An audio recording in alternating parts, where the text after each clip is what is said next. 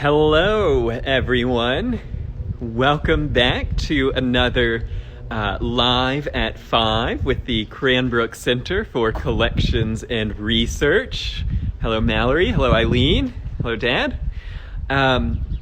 Today, we're doing a special request tour requested by Leslie Mayo to do the athletic sculptures of Cranbrook. So with these Instagram live tours, I want to try and keep them, manageable, but also learn new things as I'm doing them and teach you new things. And there are a series of sculptures back here at the Cranbrook athletic facilities that I really did not know too much about. And so I thought it would be interesting if we looked at these 5 sculptures that are related to the athletics of Cranbrook. And we'll be looking at 4 bronzes and 1 piece in rolled steel. And I'm standing here in front of our first sculpture, the Wrestlers. And I want to turn the camera around and just show you where we are. If you're not too familiar with Cranbrook campus, this is on the historic School for Boys quadrangle. We're on the other side of the School for Boys courtyard. And of course, Cranbrook is coeducational today, but this was single sex from 1927 to 1986. Or thereabouts. And we are standing in the alumni court. And when Eliel Saarinen designed this courtyard, which is under restoration at the moment, when Eliel designed this courtyard, it was not going to necessarily be the alumni court.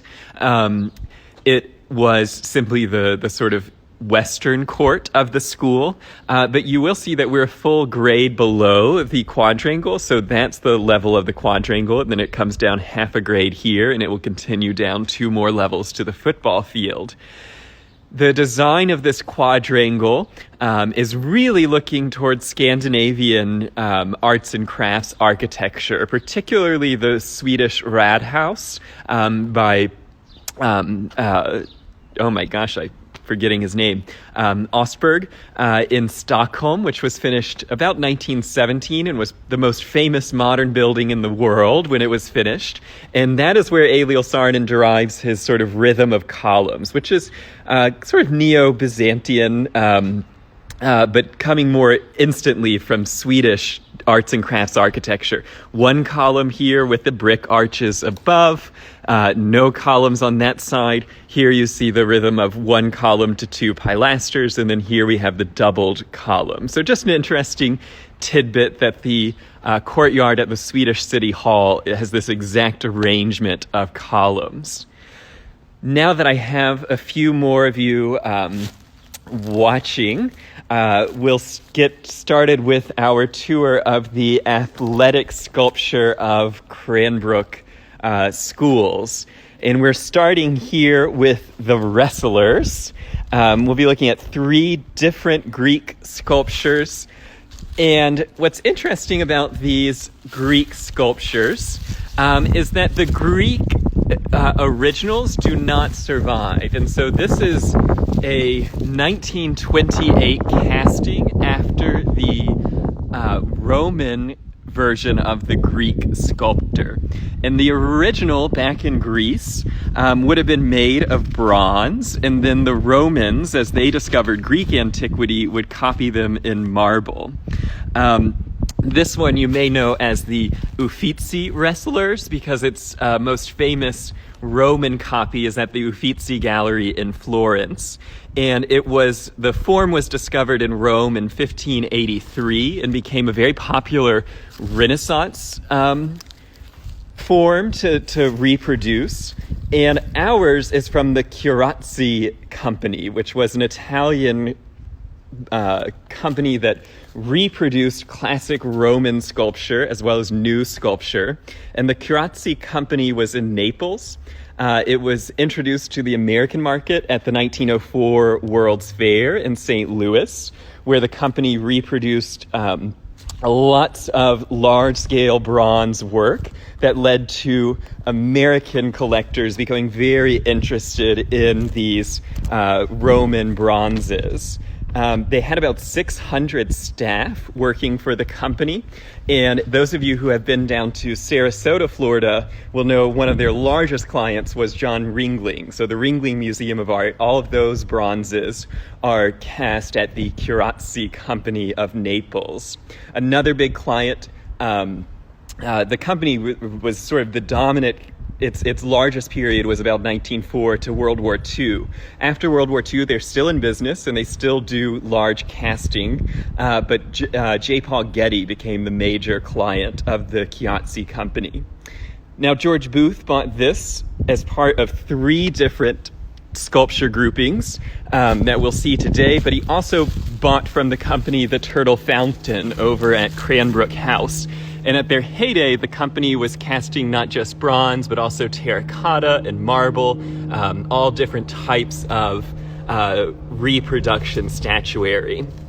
Now, these 2 gentlemen are engaged. They're not technically wrestlers. They are actually doing the pankration, which was an Olympic sport that was introduced at the Greek Olympics of 648 BC. This was one of the favorite sculptures of Joshua Reynolds, the great English painter. And so there are numerous copies of this in British museums from the 19th century. And this really was one of the great 19th century muses, these 2 wrestlers who are sort of exerting every known muscle, especially their back shoulder muscles, and yet they themselves look quite serene. And it's the Greek ideal that the faces are significantly less important than the anatomy, that these sculptures, the athletic sculptures of ancient Greece are all about musculature and human form and proportion, not so much about expression of the individual. Now, as we move on, I think we'll do the Geza Marotti sculpture another day, since they don't have quite deal with athletics, but I just want to point out these fabulous sculpture groupings by Geza Marotti, who was a Hungarian architect who in America was better known for his sculpture. He did painting down at the Fisher Building. He did much of the sculpture here at Cranbrook School for Boys. And as I mentioned, this did not start out as the alumni court. And so these sculpture groups by Marotti have nothing to do with the class years that are below them. So these were carved originally just as sort of ornamental sculptures, and then much later the year and the student names were decided to be added on. And you'll see that not all of his designs were executed, and then some are not by him, the very shallow relief pieces. And in archive, we actually have all the original drawings, including the drawings of the columns that were never finished, like this little half lunette here that was never carved. There you see Thebes, the ancient city. Next, we're going to go and check out our 11 friends from Cranbrook's first football team. So this is the Thompson Oval, which was dedicated as part of the school in 1927. And the students would use this for football, for soccer, and then in the winter they would flood it and they would have ice hockey games down here. And if you look at how the oval is sort of built into the building, the restoration of the alumni court is a little bit blocking the view, but you'll see how Sardin's architecture comes down and then just really extends all the way to the Thompson Oval. And it's this idea that was very prevalent in the 1920s, that mind and body were co-equal parts of the education of young men. And so football and sports would not have been extracurriculars. They were part of the curriculum. And so sports have always been here at Cranbrook, and they've always been very important. And this is the sort of moment in architectural history when you have mega gyms being built, like Payne Whitney at Yale, the largest gym in the world, or Columbia's proposed floating football stadium in the Hudson River that would have extended the academic buildings from McKim and White's campus down the shoreline and into the water. So you see a lot of sort of magnificent athletic facilities being built at prep schools and at universities in this time. The first football team is commemorated here in bronze by Cranbrook's first sculptor in residence, David Evans. We can see his name down here. And David Evans is not someone that a lot of people necessarily know about. When you think of Cranbrook and sculpture, you think of Carl Millis, and he's often listed as our first sculptor in residence, but he was not. David Evans was here for 2 academic years, 1929 and 1930.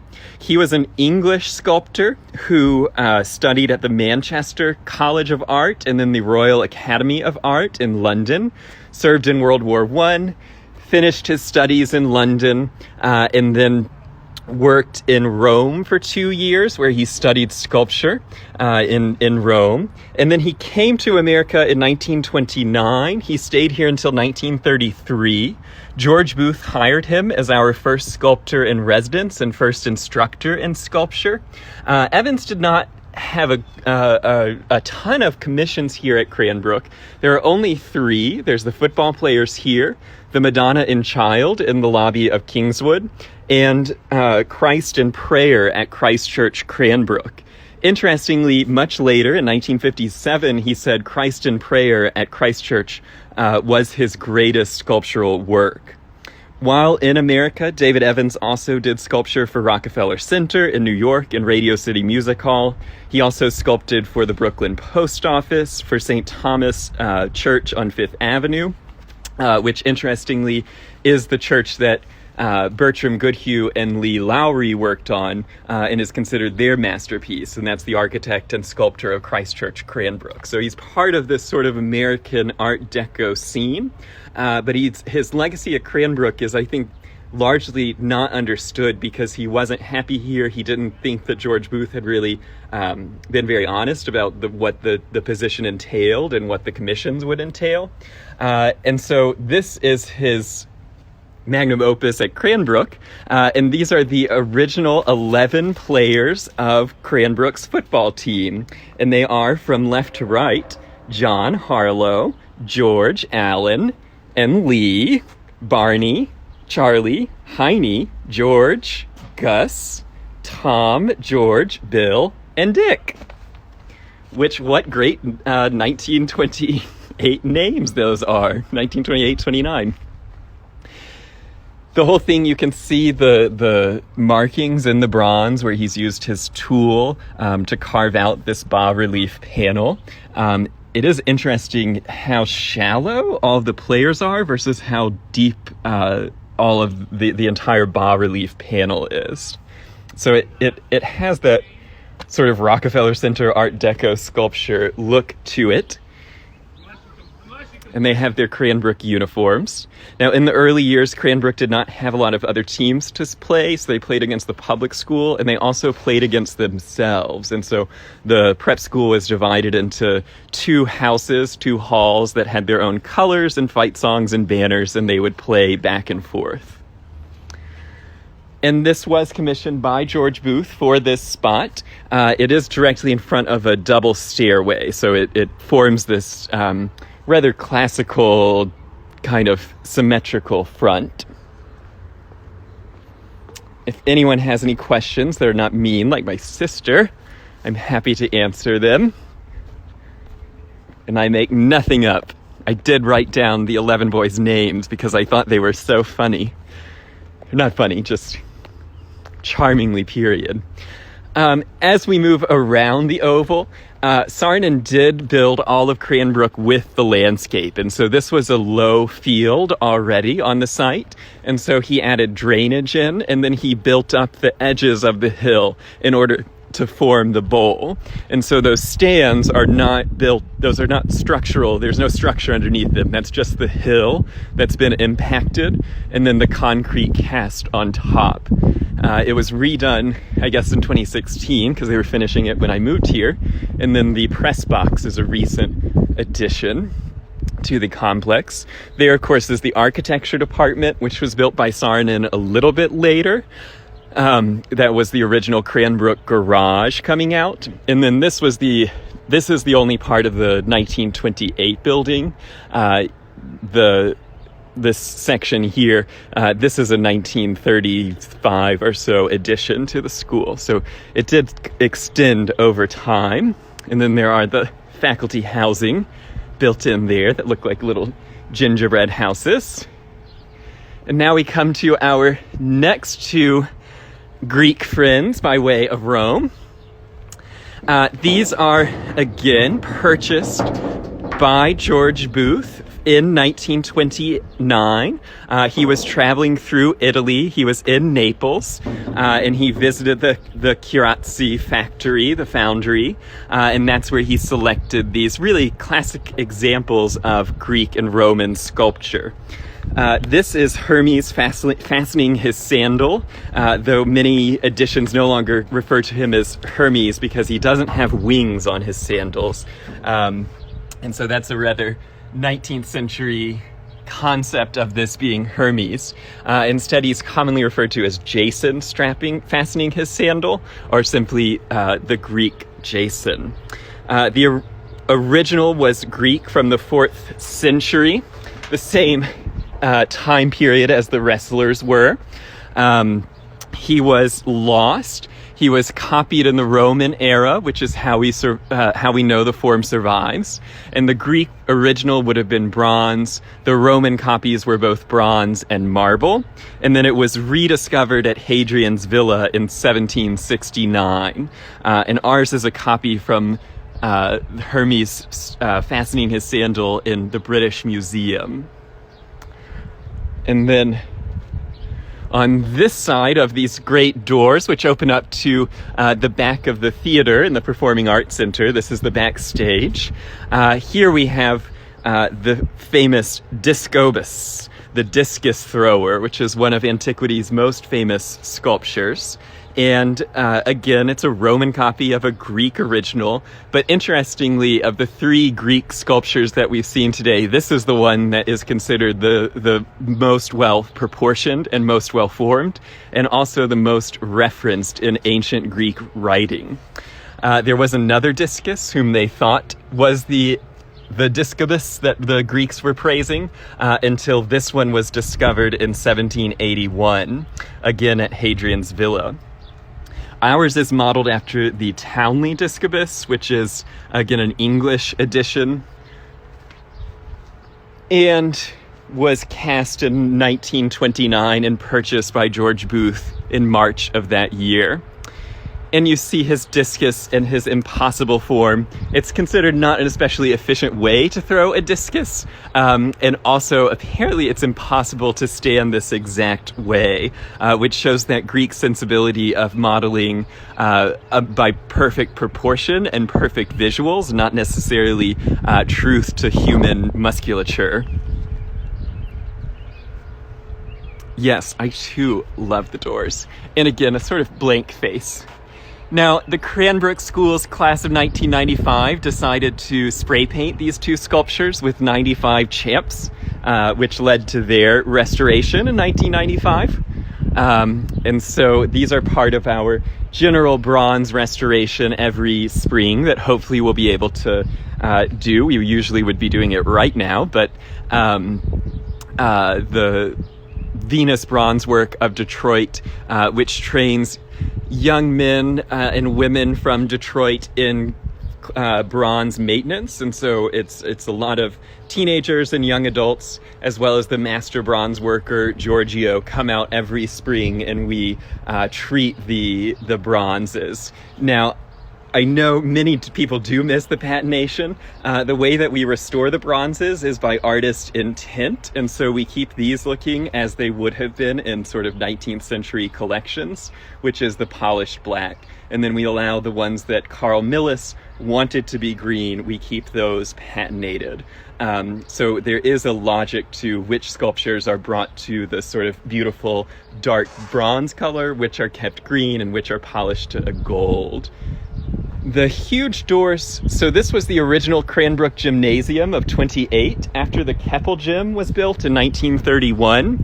This was converted and half of the gym seats were removed and a stage was built. And when Saarinen designed that conversion, I think this is supposed to be sort of for loading in and out stage equipment and sets for different shows. It also could be used for a dramatic sort of machina of the gods, machine of the gods. You could lower someone into the theater that way. Unfortunately, as the theater is set up now, there is a rigid wall behind it, so the doors are no longer functional.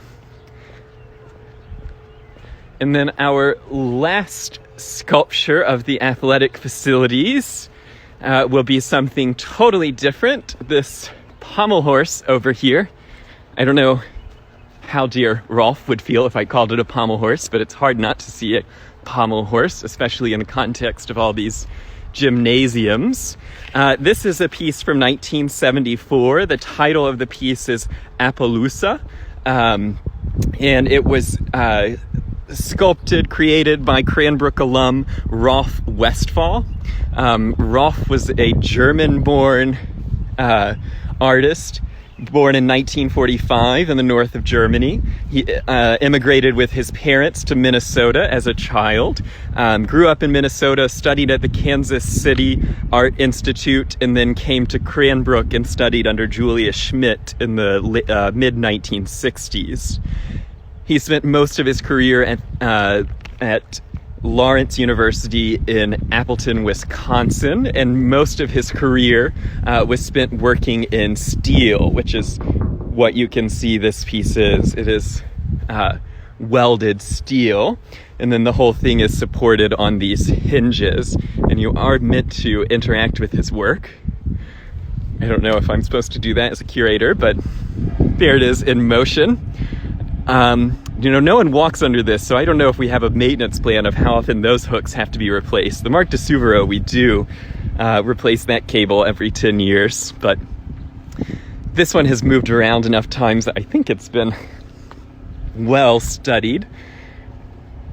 I was unable to learn too much about Rolf Westphal, not being able to get into Cranbrook archives. I'm limited in my search, but if any of you have stories about this piece, I do know it has moved around campus a number of different places.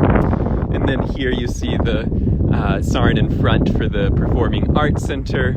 You see Saarinen's great chimney of the Keppel Gymnasium and the boiler room underneath it. I hope everyone enjoyed this little tour of a small collection of cultural properties of Cranbrook schools here around the athletic facilities. If you joined the tour late, or if you want to watch it again, you can see it by clicking on the Cranbrook Center homepage and then selecting our little glowing pink icon and viewing live, not story, and it will start it over again. I'll be live tomorrow from Cranbrook School. We're going to be going inside the lobbies and the dining hall. I have permission. That will be on Facebook Live on the Cranbrook Center for Collections and Research Facebook page. And then I'll be back Thursday here on Instagram. Thanks so much for joining. I hope you learned a little bit about this collection of Greek, Roman, American, Italian bronzes. I hope everyone is doing well and being safe and socially distant, staying home. I will see you all soon.